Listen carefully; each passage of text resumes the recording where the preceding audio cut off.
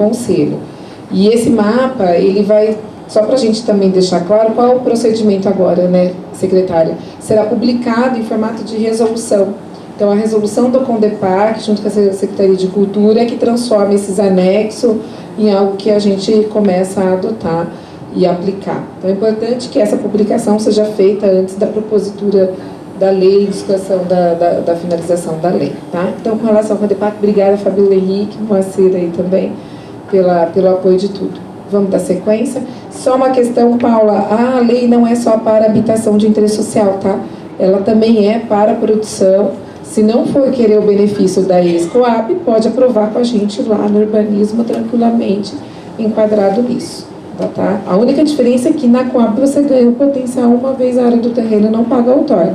Se ele não for destinado à habitação de interesse social e os 2% de unidades que vão para a Coab, ele segue com a aprovação do urbanismo. Mas o público é para todas as faixas de renda, sim. Tá bom? Senhor?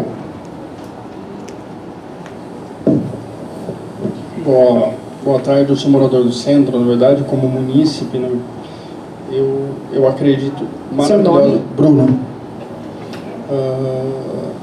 O centro não precisa de mais prédios, a gente precisa de alguns cuidados básicos que estão sendo negligenciados, entre eles o barulho, provavelmente nas áreas do centro, dos bares, e agora vem para a Copa. Existem N idosos, pessoas especiais que estão sofrendo e a prefeitura nada faz. Eu entendo que esse incentivo se baseia na mesma lógica de São Paulo, que também é usar o incentivo populacional para que nós possamos melhorar a qualidade de vida do centro. Eu vi várias pessoas aqui fazendo reclamações sobre isso e eu coloco isso, porque a prefeitura não atua dessa forma e nós, munícipes, estamos sofrendo de uma forma gravíssima com os bares, tráfico de droga no centro, e não há nada que se possa fazer. Eu gostaria de entender que esse rezoneamento, como isso vai ser benéfico para nós também. Obrigada, Bruno. Próximo. Boa tarde, meu nome é Helena White, estou aqui representando a Associação Sem Fins Lucrativos Fundo AJA, Moradia Já. Eu trago um manifesto pela criação de legislação específica de moradia solidária no município de Campinas. A gente gostaria de entregar esse manifesto, um texto completo para que a prefeitura possa analisar, mas a gente vem apresentar ao conjunto do poder público municipal, executivo, legislativo e órgãos vinculados à política habitacional uma proposição fundamentada e urgente, a criação de legislação específica que institua e regulamente a moradia solidária no município de Campinas, como instrumento estrutural de política habitacional, complementar e não substituto aos programas de produção de novas moradias já em curso. O Fundo A já tem trazido pessoas ao centro. A gente já tem 2 casas, uma delas é de mãe solo e a outra é para jovens que moraram em abrigos a vida toda. Então a gente compra habitações e imóveis antigos, a gente faz a restauração de acordo com as leis das restaurações, então a gente valoriza o patrimônio histórico de Campinas e a gente traz moradores. Então a gente quer aproveitar essa audiência pública e esse programa de requalificação centro para trazer essa proposta. A gente então solicita... Essa proposta você trouxe impressa? Sim, impressa não, eu trouxe em PDF para poder entregar. Mas ela está impressa ou você está em arquivo digital aí? Arquivo digital. Então eu vou fazer o seguinte, eu vou solicitar que você encaminhe ao meu gabinete, gabinete.serbub@campinas, ou senão você protocola também aqui via SEI, porque a gente vai encaminhar a Secretaria também de Habitação. Ai, que bom. A ideia é essa, que reconheça formalmente a necessidade de elaboração dessa legislação, que institua um grupo de trabalho com a nossa participação. Muito obrigada, Helena. O próximo, aí a gente fecha o ciclo de 3.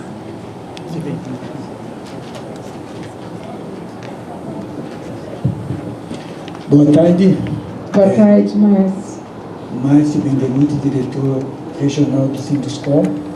O André, do Sinduscom também, que vai falar da parte técnica. Primeiro eu quero agradecer, é de muita alegria ver uma diversidade na unidade tão grande. Tantos anos que a gente está na construção aqui em Campinas, eu acho que há 48 anos, e ver 6 secretarias trabalhando junto por um projeto do centro, projeto para a cidade. E quero enaltecer aqui a abertura, não só das secretarias, mas da capacidade e da abertura dos técnicos dessa secretaria. Esse trabalho está sendo maravilhoso. Nunca vai chegar no que a gente quer, porque é um processo, né? Enquanto a gente melhora, parece um absurdo, né, Carol? Enquanto melhora para trabalhar para 10, aparece mais 20 obras em Campinas, né? Então, sempre o problema da construção vai ser maior, graças a Deus, porque a quantidade de construção é maior. E essas secretarias são todas as secretarias que envolvem a construção civil. E estão fazendo um trabalho maravilhoso. Mas eu queria dar um detalhe de uma secretaria que começou para a gente nova, porque nós montamos uma diretoria de imobiliária que o André vai falar, que são, no mínimo, 30, 40 construtoras que se reúnem de 15 em 15 dias e trazem os nossos problemas para essa equipe aqui. E a secretaria da Alexandra é uma novidade para nós, né? É uma secretaria que ela não aparecia na construção. E eu quero falar que às vezes falam só notícias ruins para um, mas essa secretaria, nesse trabalho que o Condepac fez, é uma grandiosidade, não imagina o potencial que isso representa para a construção civil. Porque quando vai te comprar um terreno, se sente em segurança no Condepac, porque não se sabe a envoltória. E esse trabalho que o Condepac fez do centro, a minha posição é pedir para que isso seja feito na cidade. Que isso dá transparência, qualidade e dignidade de um trabalho e segurança para se comprar terreno. Vocês estão todos de parabéns, a equipe também. Obrigada, Márcio. André? Boa tarde. Continuando aqui a fala do Márcio, na questão mais específica sobre as sugestões. Deixa eu abrir aqui, gente, desculpa. Não é chover no molhado, mas a gente queria também reforçar a importância de ampliar o perímetro. A gente acha muito importante, principalmente por um elemento que eu acho que vai acabar acontecendo. Todo esse trabalho, todo esse projeto, acho que está todo mundo envolvido para que ele vingue, para que ele dê certo. E acho que um dos focos iniciais é a gente conseguir transformar esses benefícios em preço que seja atrativo para trazer a população lá para o centro. E o terreno é talvez um dos elementos mais importantes nessa equação. Quando a gente tem uma oferta pequena de terrenos, a gente tem o receio de que isso coloque em risco o projeto, porque a oferta e procura acaba ficando desequilibrada. Você acaba tendo uma valorização dos terrenos e não é o foco do projeto. O projeto é a gente viabilizar.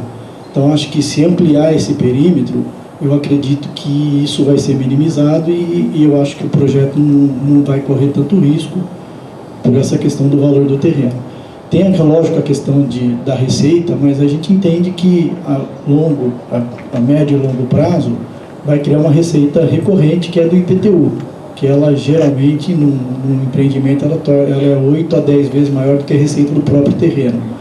Então, esse é um ponto que a gente queria reforçar, mais pela questão da gente querer que dê certo o projeto e não querer que esse elemento do mercado às vezes venha atrapalhar e deixando o terreno no centro reduzido muito caro. Outra questão que eu acho importante frisar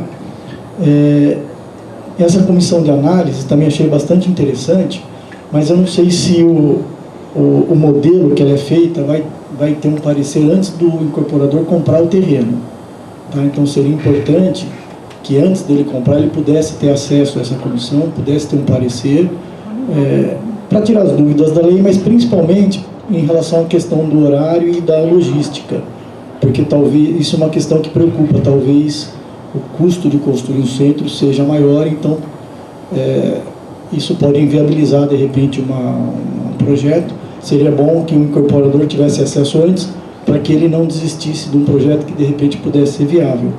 Tá? Então seriam essas as duas sugestões do Sinduscom. Tá. Obrigada, André. Eu acho que a contribuição dessa comissão, fazer essa pré-análise, eu acho que é importante, esse é o intuito mesmo, porque quando vai submeter o projeto para aprovação, a gente evita que eles compareçam. Então, o intuito da análise, como a gente tem feito no retrofit, a hora que protocola já é para deferir, porque aí a gente consegue dar essa assessoria e uma tomada de decisão do investidor ou do proprietário, ele se dá com uma certidão de viabilidade.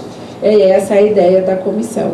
Então, a gente está falando a mesma língua, lógico que é um projeto de lei, não dá para a gente regulamentar isso, que será por decreto, todas as fases, tá? Mas a ideia dessa comissão é a gente ter esse monitoramento também, tá? A questão de horário de obras, isso a gente colocou na lei, temos conversado bastante com a INDEC, então quero agradecer a Júlia aqui, da INDEC, em nome também do Vinícius, essa questão de horários para o trânsito de caminhões. É o que gera a questão que o Bruno colocou, a perturbação do sossego. Né? Não só por bares, restaurantes, como a obra também gera uma incomodidade, toda a transformação gera. Então, essa questão, Bruno, de barulhos, eu quero só que depois você me procure para mim saber qual estabelecimento comercial que está gerando esse barulho, para a gente poder, junto com a Guarda Municipal, que é responsável por medir esses níveis de decibéis, porque a norma está aí, ela está aí para ser atendida, e os níveis de decibéis é o bom senso, né? Então a gente precisa, Bruno, depois na reunião, vou te passar meu e-mail certinho, o contato, você me passa. E a gente tem trabalhado bastante com essa questão da criminalidade, com o tráfico de drogas, com a polícia, com a Guarda Municipal, e a Secretaria de Urbanismo tem um papel fundamental no fechamento desses ferro-velhos. Né? É isso que a gente tem atuado para justamente não incentivar a venda de materiais reciclados no centro, onde eles trocam por materiais com drogas, e principalmente, às vezes, alguns moradores de rua. Então, a gente tem batido bastante nessa questão de ferro-velho e no fechamento disso. E parabenizar a Helena. Helena, a gente é super fã, tá? Do Fundo Haja, a gente sabe que a gente tem a Conceição lá também, a gente tem vários arquitetos, e eu até conversei hoje com o Marcelo, né, com a doutora Ali um pouquinho antes, que a gente, embora é uma equipe pequena da secretaria, mas a gente tem força para avançar. Então, a gente entregou a lei do retrofit revisada, estamos com a produção, e eu falei para o Marcelo que a próxima minuta de lei é a locação social. Então, por gentileza, contribua, traga experiências a níveis nacionais de outros municípios, porque a locação não é só a habitação. A gente tem que trazer a assistência, trazer a inserção dessa família, como ela se regenera no sentido de uma violência contra a criança, contra a mulher, como essa mulher vai ser inserida no mercado de trabalho, porque a locação ela tem um período também. E não é só dar o dinheiro para alocar, e sim é trazer essa família para um trabalho, para um acompanhamento social. Então, ele é mais do que uma moradia, é uma inserção dessa família na sociedade. Então, ele transcende a parte muito técnica nossa, né, e se envolver outras secretarias numa outra equipe multidisciplinar. Então, espere que a gente vai focar na alocação social, sim, é um pedido do nosso prefeito, inclusive. A gente tem apoio da Secretaria do Estado da Habitação, do Policy Neto, que inclusive tem políticas estaduais para alocação por leito, e a gente está buscando isso. Mas a gente é uma equipe ainda pequena, mas a gente está focando, né, após a entrega desses 2 projetos de alocação, tá bom? Então, obrigada pela participação e, por gentileza, eu vou te encaminhar para você encaminhar para nós essa sua contribuição. Pois não? Boa tarde. Boa tarde. Meu nome é Antônio Luiz. O meu assunto é IPTU. Tenho um imóvel no centro e depreciou muito. Eu tenho desde 82 e estou sentindo isso cada vez mais. E, em contrapartida, o valor do IPTU não abaixou, só subiu. Tem um imóvel idêntico ao meu na Norte-Sul, que lá o metro quadrado vale no mínimo 3 vezes mais, e ele paga menos que eu aqui no centro. E o senhor disse que o IPTU só vai diminuir para essas novas construções. A gente que está aqui há longos anos batalhando, não vai ter redução nesse IPTU.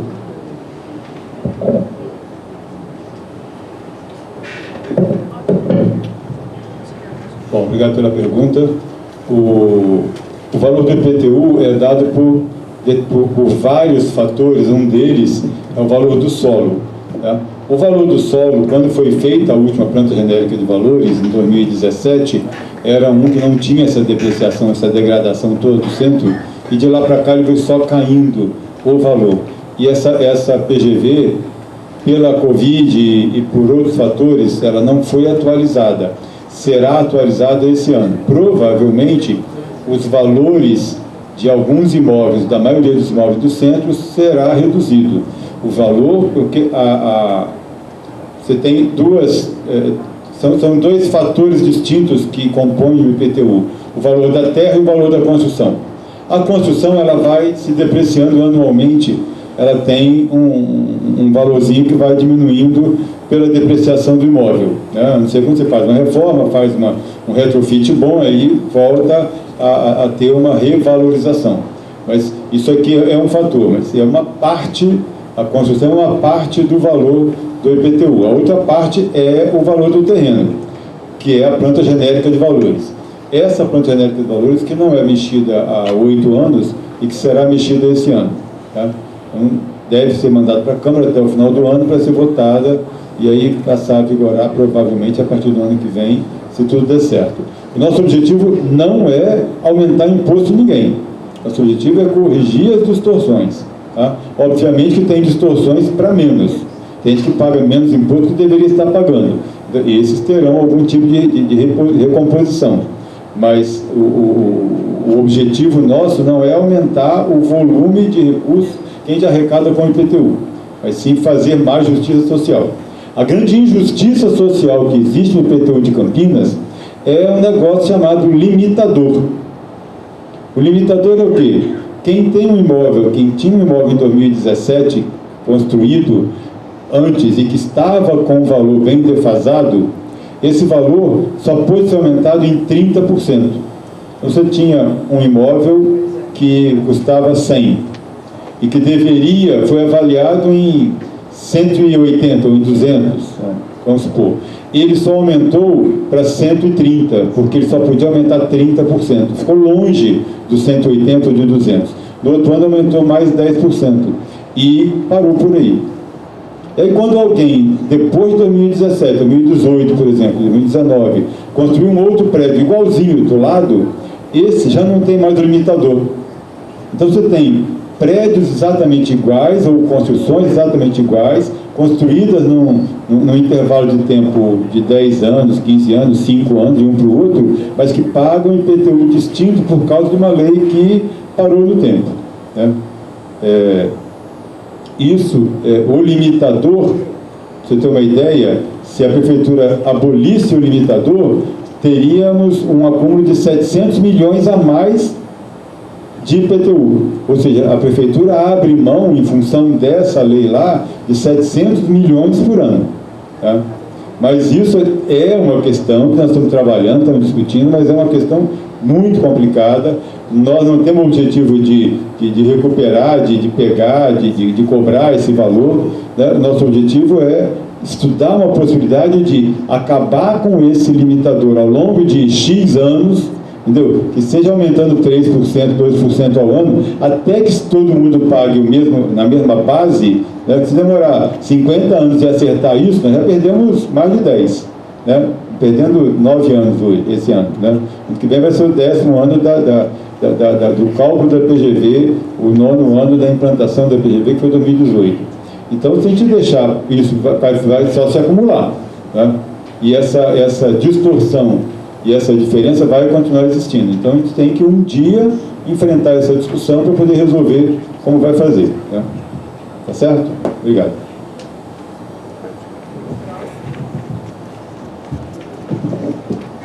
Boa tarde. Boa tarde. Tereza, do Movimento Resgate Cambuí. Eu tenho 3 comentários, são rápidos. Um deles é sobre essa dispensa do EIF, que foi marcado ali na apresentação, porque acham que o impacto vai ser positivo. Eu queria saber se teve estudo para essa conclusão, porque o morador aqui acabou de reclamar do barulho. Então, acho que precisa rever esse ponto e fazer esse estudo se não tiver. Outra coisa é que, para ter o anexo único da delimitação do polígono, que é essa figura, não estava no site da prefeitura até o dia 25 de maio. Aí eu pedi e colocaram. Isso não é obrigação do cidadão, tá? Então, é só uma observação que a coisa não foi bem feita.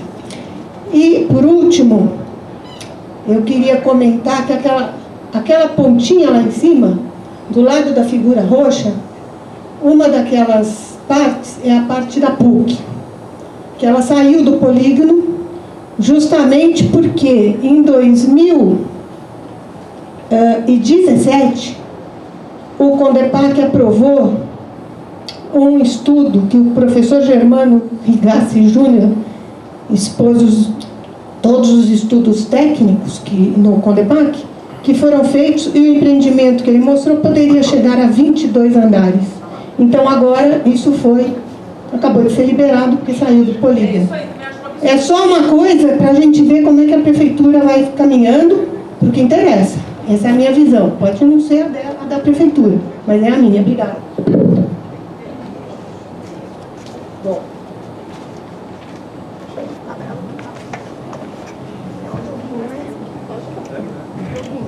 Alô? Alô? Tá ligado? Tá ligado? Tá. Bom, Tereza, a questão da dispensa do WAVE, ela se deu pelos estudos que a equipe levantou, porque as contrapartidas dos empreendimentos na região central, com relação ao WAVE, ele se dá na área da educação, na área da saúde, na área da assistência. E como o centro já tem essa infraestrutura toda, com relação aos equipamentos e assistência a essa população que vai morar, escola, posto de saúde, então o WAVE não teria esse sentido, uma forma que ele é positivamente trazendo para pessoas morarem no centro, não demandaria das construtoras essas mitigações. Porém, nós não abrimos mão do RIT, que aí sim, que é o relatório de um pacto de trânsito, que vai exigir a questão de sinalização horizontal ou vertical, a questão de ponto de ônibus, melhoria até de banheiro químico, nos terminais. Então, a questão, Júlia, do RIT, a gente definiu até 1%, porque a gente entende que precisa melhorias com relação ao trânsito. E por isso que a gente deixou esse 1%. Então, o WAVE foi nesse sentido, realmente, da gente se excepcionalizar. A questão do anexo 25, até o dia 25 de maio não estava o anexo, eu vou verificar isso, o que aconteceu, mas a gente subiu todo o projeto, a gente avalia. A lei estava no site, não, a lei estava também no site. Só puseram anexo depois do meu desenho do anexo. O desenho, mas a lei já estava. Sim, este só... Mas a descrição é para quem entende. Quem não entende é esse. Tá, vamos... Não, mas isso aí não é para quem não entende. Aí só deixa só... Foi mal feito, não adianta querer falar que foi bem Tereza, feito. uma questão de ordem. Tudo bem. Tá, uma questão de ordem, então, assim, esta poligonal é a lei do retrofit. Então, por isso que essa descrição dessa poligonal, ela segue com relação ao mesmo, tá? Que já estava disponibilizado. Mas a gente vai tomar as providências e verificar o que aconteceu. A questão da PUC, por isso que eu estou dizendo, essa poligonal não estava PUC. Na poligonal do retrofit, tem lá o seu artigo que fala as quadras adjacentes e que pega o imóvel da PUC. É esse poligonal aqui. Volta o poligonal para mim, por favor. Esse é o do tombamento. É o primeiro slide, por gentileza. Só para a gente deixar claro. Passador. Então, assim, a PUC é um projeto já antigo, antes da lei do retrofit. A PUC tem potencial construtivo, tem o seu certificado, Fabíola, de venda de potencial, com 48 mil metros quadrados. O prédio é um projeto que a PUC vem, é uma área de propriedade particular. Então, assim, eles não estão nessa ampliação do perímetro, a gente não está ampliando aqui. Simplesmente na lei do retrofit está lá, de que as quadras adjacentes a essa poligonal prioritária, eles são abrangidos pela lei do retrofit e pela lei agora em discussão, que é o que a gente está nessa audiência. Por quê? Porque eu tenho que dar uma uniformidade das fachadas daquelas duas vias. Não posso só retrofitar ou produzir unidades numa testada da frente e a outra não. Então, por isso que, só deixando claro, que o projeto da PUC, que está ali na margem, né, ele estaria amparado em razão de que isso já é um dispositivo da lei, tá bom? Bom, tem mais alguma pergunta, ser esclarecida, alguma contribuição? Então, a senhora, só a última, por gentileza, para a gente poder encerrar.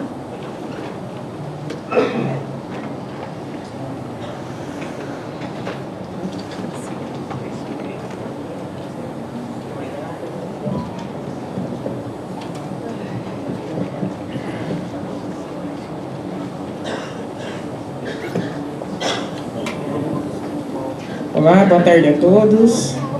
Meu nome é Maria Aparecida, sou do Orçamento Cidadão. Muito obrigada. Tá? Bom, a minha pergunta principal é a seguinte. Demograficamente falando, já existe um esvaziamento urbano. Tá? Antes da Bandeirante, já se observa imóveis vazios. Tá? Como vocês vão atrair esse público? Por exemplo, o jovem está crescendo lá com sua mãe, seu pai, na casa lá, está esperando a herança, tá? Então ele não vai vir lá no centro, tá? Isso daí é elementar. Quando você fala em moradia social, a Dona Helene está aqui, né, Dona Helene? Nós temos lá nosso projeto Caju, na rua, tudo. Então ela é bem-vinda às moradias sociais.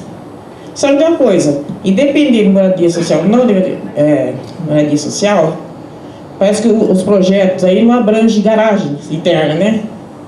Elas têm garagem? As construções, elas verão ter garagem? Então, poxa, independente disso, o pessoal do centro tem o seu automóvel. Então, como atrair um público sem uma garagem? Tá? E é isso. Então, quando você fala, o centro é composto, sim, de uma população média baixa, não adianta falar que é alta, e também uma população já envelhecida também, tá? Agora, como atrair essa juventude, essa moradia, esse pessoal, antes da Bandeirantes para cá, para vir morar no centro? É uma dúvida, viu? Muito obrigada, parabéns pelo projeto. Obrigada, Maria Aparecida. Na verdade, Maria Aparecida, Campinas tem vários centros, né? Então, a gente tem o centro do Campo Grande, Ouro Verde, a gente tem o centro de Barão, a gente tem o centro de São Joaquim Egídio. Então, a cidade é formada por vários centros que foram se desenvolvendo. A gente está numa cidade de 1.200.000 habitantes. Mas o nosso centro antigo, o nosso centro histórico, ele foi tendo esse esvaziamento por N consequências, pelo comércio, pela venda online, pelos shoppings, pelo serviço. Então, a gente tem que encarar que o centro ele tem que se transformar de volta em moradia, porque muitos serviços, às vezes, compras por internet. As pessoas vão para o shopping, ou vão, as pessoas de outras regiões não vêm mais de final de semana, quando papai e mamãe vão visitar o centro de Campinas, vamos lá na rua 13 de Maio passear, era programas de finais de semana. Isso mudou, porque a gente criou outras centralidades urbanas no território e as pessoas não se deslocam, porque de finais de semana, durante a semana, tem a sua centralidade lá. Então a gente tem que acreditar nessa transformação, trazendo mais pessoas e, consequentemente, isso traz mais vida para o centro, mais segurança assim, porque mais pessoas circulam, mais movimento, mais serviços e comércios. Então, ele passa a ser um centro que vai disputar com os outros. E o que o município tem feito é ter incentivado para isso. E como que incentiva? Mudando a legislação do município, né? Construindo com vocês uma nova legislação que faz com que essa transformação seja possível. E eu tenho visitado vários centros de Porto Alegre, Rio de Janeiro, São Paulo. Tivemos uma parceria com a Avança, levamos nós profissionais concursados da prefeitura, fizemos várias imersões. É uma transformação de grandes metrópoles. E a gente tem que acreditar. Por que São Paulo às vezes está dando certo? Algumas propostas, Rio, Recife, que tem a frente parlamentar pelos centros urbanos junto com o Ministério, com a frente e com a prefeitura, invocando essa transformação. E Campinas precisa. Todas as metrópoles fazem mais de 7 ou 8 anos discutindo o centro e revendo essa legislação. Campinas faz menos do que 4 anos, 3 anos que nós estamos nisso. Porque até então eu estou aqui há 14 anos, não tinha uma legislação para a região central. Estou há 14 anos na prefeitura e nós não tínhamos uma legislação que incentivasse moradia, que incentivasse serviços e comércio, que incentivasse a habitação de interesse social, que incentivasse a reforma dos edifícios para o retrofit. Então a gente ainda está caminhando. Nada impede da gente, como a lei do retrofit, estamos revendo a poligonal, estamos revendo os parâmetros da tabela, a gente está em transformação. estamos aqui nessa discussão com a sociedade, tá? Então, é isso. A questão da garagem é para a gente incentivar as unidades para tentar baratear, mas nada impede do mercado regular. Se ele acha que aquele produto é para aquelas famílias de 3 dormitórios, com família com perfil que precisa do carro, ele vai fazer a habitação que tem a vaga.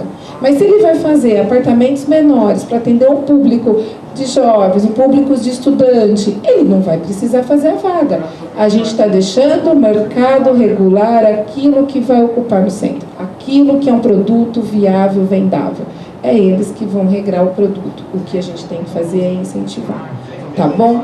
Tá joia, Maria Aparecida? Obrigada pela participação do OP, sempre é muito importante. Então, eu quero agradecer a presença de todos, todas as contribuições, e a gente encerra essa audiência pública, a gente vai sistematizar, e assim que a gente encaminhar o projeto de lei à Câmara de Vereadores, a gente comunica a todos os senhores para as nossas redes sociais. Obrigada, pessoal. Vão com Deus.